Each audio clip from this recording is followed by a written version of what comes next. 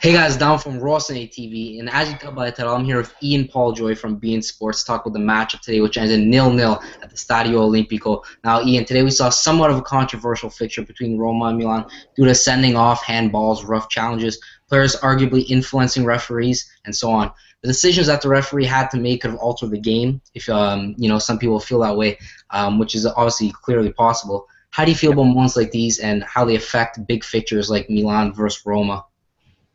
Well, today's game was a great example of how the referee can influence the game. I mean, in the first opportunity, you've got to talk about the referee and his four officials that are surrounding him on the field when Nigel de Jong made contact with the ball inside his own box and nobody spotted it. So a little bit of luck and fortune along the way there. It was certainly a penalty kick, in my opinion, that Nigel de Jong got away with.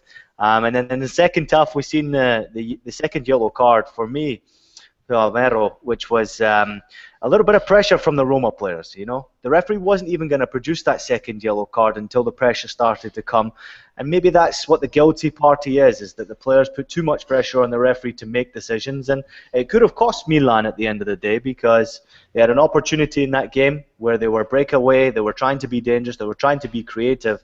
But when they went down to 10 men, it was always going to be very difficult for them to be able to explode out of their own box and out of their own half. So I think the game really fell suspect to a few dodgy decisions by the referee. But at the end of the day, I would have to say that a point was a well-deserved point for both teams.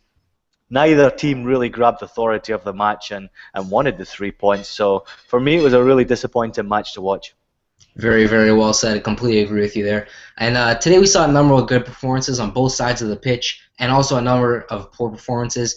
And with that being said, Keisuke Honda, he seemed to be somewhat invisible today, which is kind of odd because in past games he had fantastic form. You know, he was leading Milan in assists and goals, and he was just being fantastic for Milan at the moment. And now versus Napoli and today versus Roma, he's been kind of invisible. He hasn't been the Honda that we've seen at the start of the season. How do you feel about his situation in Milan? Well, I'm glad you touched upon it. At the start of the season, I mean, he was the leading goal scorer in a Milan jersey, and he caught everybody by a little surprise where we didn't expect this from him. And when you go away at the beginning of the season and you get off to an explosive start like that, it's very difficult to continue that momentum going forward, especially under a new coach. And you know there's a bit of pressure with players around you trying to get in the team.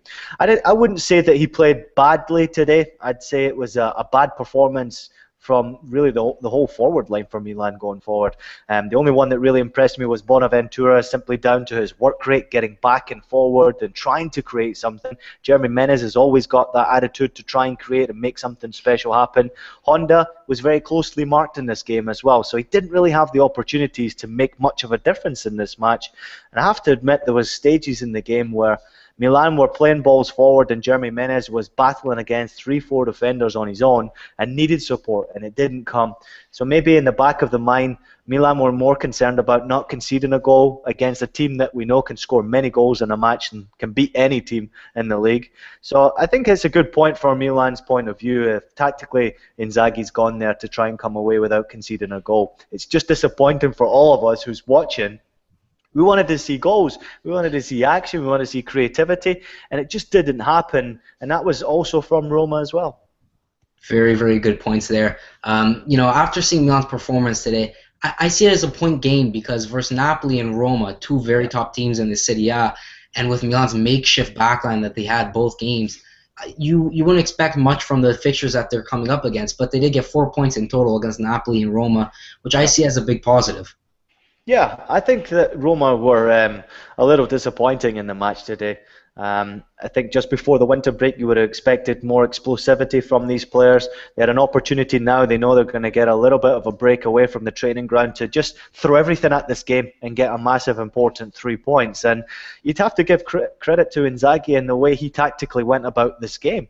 He didn't want to concede a goal. And it was clearly seen by everybody watching the game that the back four I thought was very impressive, even when they had to deal with a red card situation as well. I thought they didn't allow too many opportunities outside of the best chance of the game for Jorginho in front of goal, and Diego Lopez comes up big again. So for Milan fans around watching this game, you have to say that it's a very, very good point considering the teams that Roma have beaten in the past and the goals that they can score. So to go to Rome and to make them really frustrated the way Milan did today, I think you have to be very happy with coming away with just a point.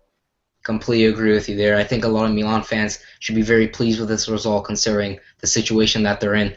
That has been our coverage here at Rossoneri TV on Roma Milan. Thank you, Ian, for joining us. It's been a pleasure to have you on. It's a very big honor to have you on.